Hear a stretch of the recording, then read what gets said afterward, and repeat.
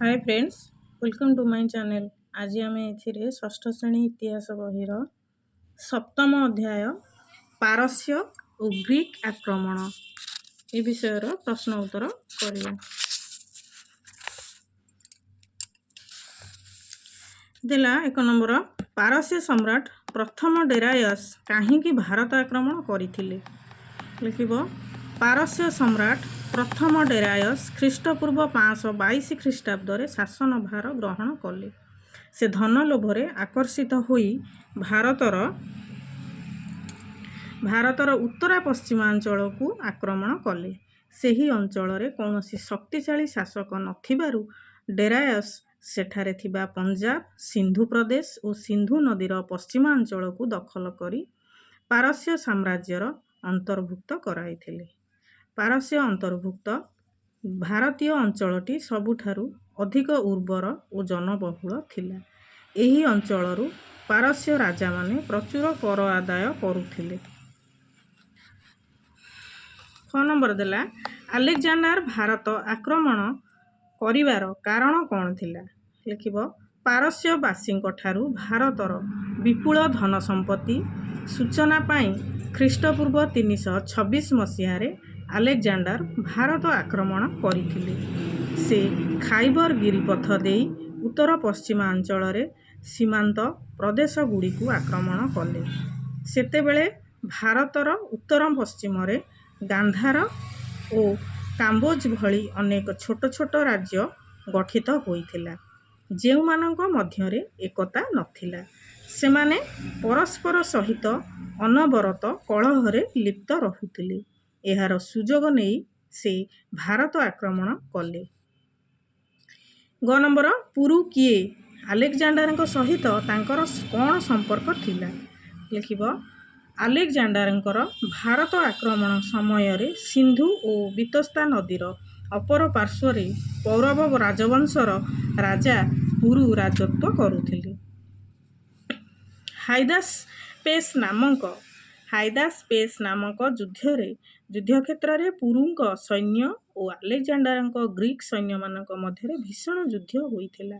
एही युद्ध रे गुरुतर भाव आहत होई मध्य पुरु शेष पर्यंत युद्ध शेष करी शेष रे बंदी हेले।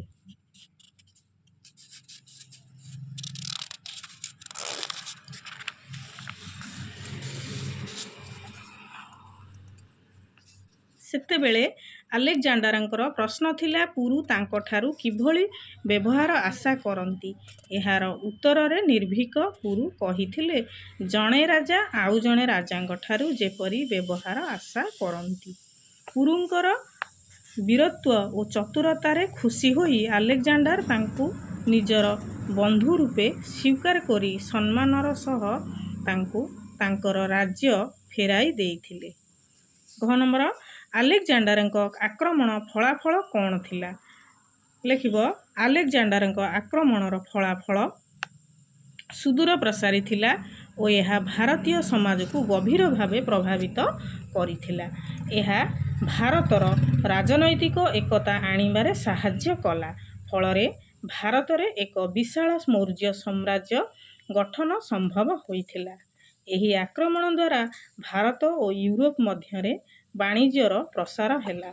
भारत और ग्रीक राज्य मध्यरे सांस्कृतिक संपर्क स्थापित हैला। एही आक्रमण फलरे भारत और ग्रीस मध्यरे थिबा 3टी स्थलपथ और गोटिए जलपथ आविष्कृत हैला। भारत और ग्रीक कलार मिश्रण रे गांधार कला सृष्टि हैला। सर्वोपरि प्राच्य और पाश्चात्य देश मानक मध्यरे संपर्क स्थापित होई पारि थिला।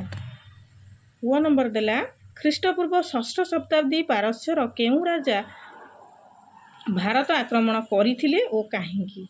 लिखिबो ख्रीष्टपूर्व 6ठ शताब्दी पारस्य राजा प्रथम डेरायस भारत आक्रमण करथिले। भारत रे परिपूर्ण थिला विपुल धन संपत्ति लोभरे आकर्षित होई से भारत आक्रमण करथिले।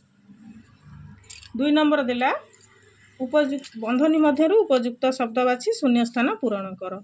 लिखिबो तक्षशिला डैश राज्यर राजधानी थिला।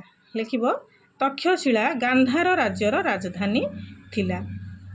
ख नंबर देला डेरायस डैश रे पारस्य शासन भार ग्रहण कले लिखिब ख्रीष्टपूर्व 522 ख्रीष्टाब्द पारस्यर शासन भार ग्रहण कले। अलेक्जेंडर डैश बयस रे सिंहासन आरोहण कले लिखिब अलेक्जेंडर 20 वर्ष बयस रे सिंहासन आरोहण कले। 3 नंबर देला गोटे वाक्य रे उत्तर दब। फिलिप केउ राज्यर राजा थिले लिखिब फिलिप ग्रीस मासिडोनिया नामक एक क्षुद्र राज्यर राजा थिले। फिलिप ग्रीस रो मासिडोनिया नामक एक क्षुद्र राज्यर राजा थिले। 6 नंबर अलेक्जेंडर शिक्षागुरु किए लिखिब अलेक्जेंडर शिक्षागुरु थिले ग्रीक दार्शनिक अरिस्टोटल। 9 नंबर अलेक्जेंडर केउ नगर प्रतिष्ठा करथिले लिखिब अलेक्जेंडर अलेक्जेंड्रिया नामक नगर प्रतिष्ठा करथिले। अम्बी केउ देशर राजा थिले लिखिब अम्बी भारतर उत्तर पश्चिम रे थिबा गांधार राज्यर राजा थिले। भारतर उत्तर पश्चिम रे थिबा गांधार राज्यर राजा थिले। 9 नंबर देला उत्तर भारतर सबुठारु शक्तिशाली राजा किए थिले लिखिब उत्तर भारतर सबुठारु शक्तिशाली राजा थिले मगधर नंद साम्राज्य रो राजा। मगधर नंद साम्राज्यर राजा। 6 नंबर भारतीय माने पारस्यवासी ठारू केउ लिपि शिखिथिले लिखिब भारतीय माने पारस्यवासी ठारू खरोष्टी लिपि शिखिथिले।